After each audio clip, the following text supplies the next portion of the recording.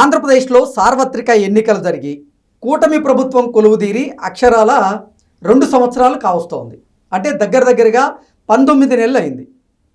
19 నెలల తర్వాత ఇప్పుడు అసలు ఆంధ్రప్రదేశ్లో అది ప్రజలు ఇచ్చినటువంటి తీర్పు కాదు, ఈవీఎంల గెలుపు వల్లే ఆంధ్రప్రదేశ్లో కూటమి ప్రభుత్వం కొలువుదీర కలిగింది అనేటువంటి చర్చ జరుగుతుంది. ముఖ్యంగా 2 రోజుల నుంచి వైకాపా సోషల్ మీడియాలో ఇటువంటి డిబేట్లు ఎక్కువగా వస్తున్నటువంటి నేపథ్యంలో అది నిజంగా జనం ఇచ్చినటువంటి తీర్పా లేదంటే ఈవీఎంల గెలుపా అనేది మనం పూర్తి స్థాయిలో విశ్లేషణ చేసుకుందాం. ప్రస్తుతం మనతో పట్టినారు ప్రముఖ రాజకీయ విశ్లేషకులు, ప్రముఖ సీనియర్ జర్నలిస్ట్ డివిఎస్ గారు. వారితో మాట్లాడదాం.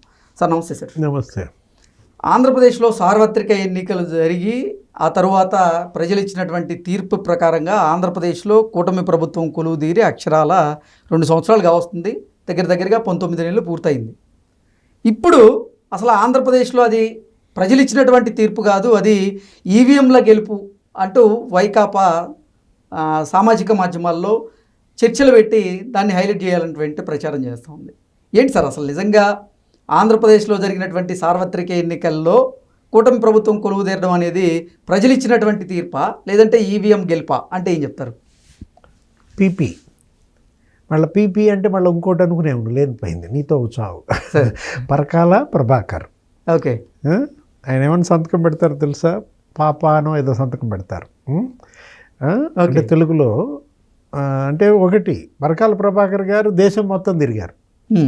దీనిపైన ఏది తమిళనాడులో పెట్టాడు, బీహార్లో పెట్టాడు, మహారాష్ట్రలో పెట్టాడు, ఢిల్లీలో పెట్టాడు, voice of Tamil Nadu, voice of Bihar, voice of Maharashtra, అన్ని చోట్ల ప్రెస్ మీట్లు పెట్టి మాట్లాడుతూ దీనిపైన ఈ 2024 జనరల్ ఎలక్షన్స్ ఫలితాలపైన మాట్లాడుతూ స్టోలెన్ రిపబ్లిక్ అంటాడు. లేకపోతే 65 lakh voters excluded from draft rolls for the special intensive revision in Bihar, అదే sir. Next vote for democracy report 5 crore vote hike shifted 79 Lok Sabha seats in 2024 general elections.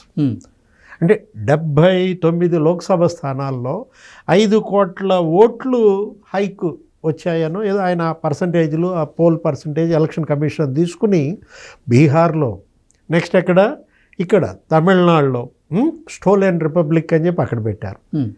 Next మహారాష్ట్రలో పెట్టారు. ఆయన చాలా డిమాండ్లు కూడా చేశారు ఆ మీటింగ్స్లో, ఆ ప్రెస్ మీట్స్లో. ఏమని demanded to resign opposition MPs. ఇప్పుడు ఎంతమంది, ఇప్పుడు కాంగ్రెస్ పార్టీ ఉంది కదా, రాహుల్ గాంధీ, ఆయన కూడా ప్రెస్ మీట్లు పెట్టారు.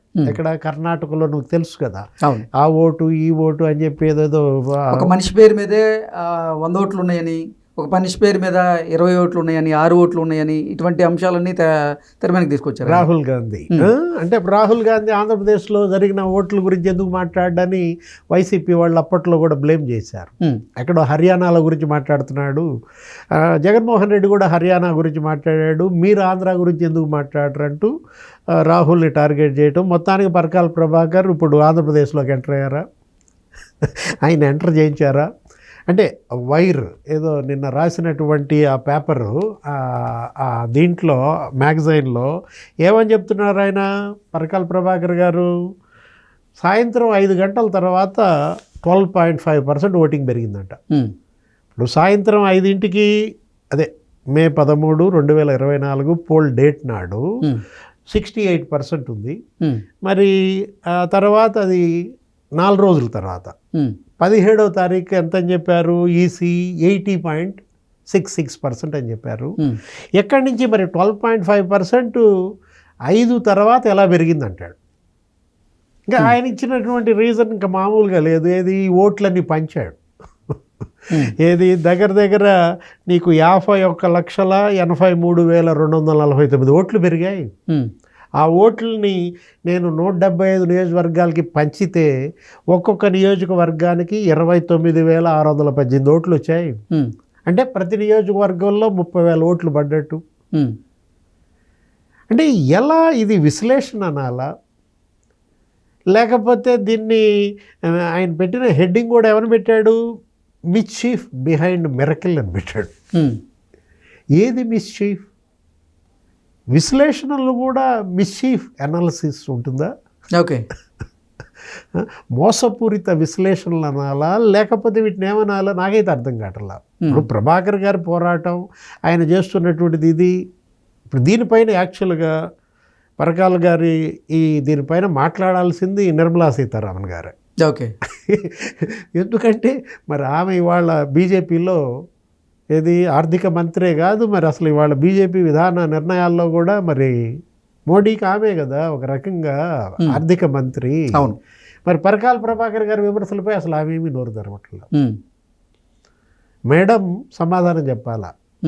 సర్ వేస్తున్నటువంటి ప్రశ్నలకి సర్ అంటే మళ్ళీ నువ్వు ఆ స్పెషల్ ఇంటెన్సివ్ రివ్యూ అనుకునేవు. ఏంటది? బీహార్ కాదు, పరకాల సర్ యొక్క విమర్శలకు సమాధానం చెప్పాల్సింది నిర్మలా మేడమే. ఓకే. ఎందుకంటే ఇదేమన్నా ఇవాళ ఈ కోడి కొత్తగా కూసిందా? ప్రతి ఎన్నిక ఇదే కదా. ఇప్పుడు ఈ ఎన్నికల గురించి మాట్లాడుతున్నట్టు పరకాల ప్రభాకర్ గారు, మరి 2019 ఎన్నికల్లో ఇది లేదా? చెప్పండి. ఇప్పుడు 80% పోల్ కదా. ఏది అది 4 రోజుల తర్వాత వచ్చిందో 3 రోజుల తర్వాత, అప్పుడు అంతేగా.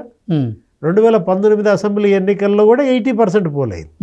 అప్పుడు కూడా సాయంత్రం 5ంటికి 68-65%.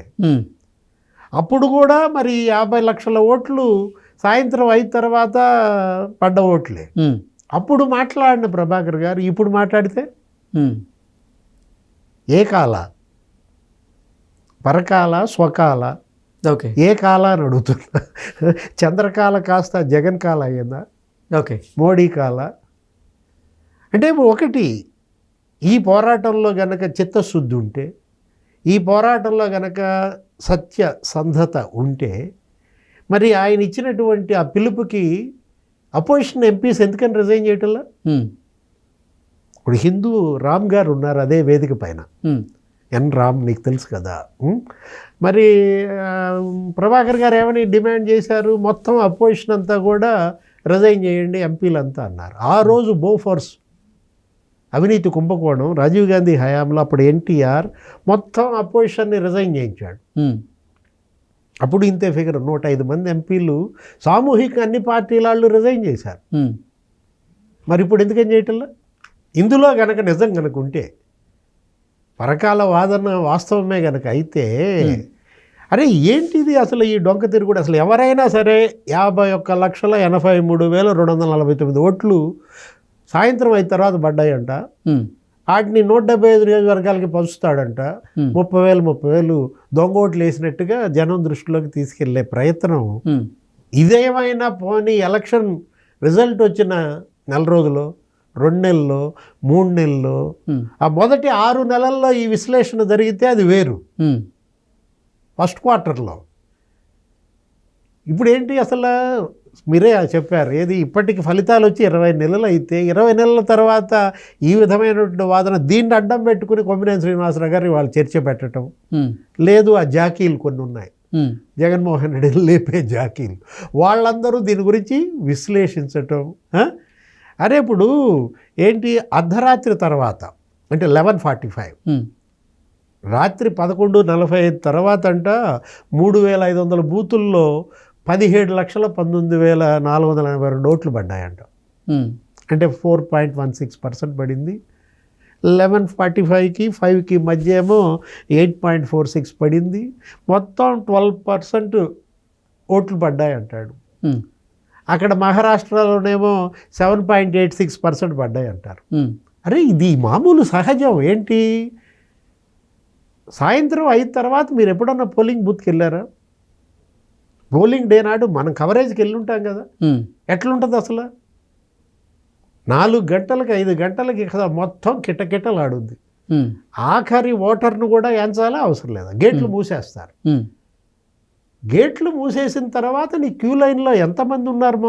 మొన్న మనం చూడలేదా? కిటకిటలు ఆడిపోయాయి. ఏది, ప్రతి పోలింగ్ బూత్.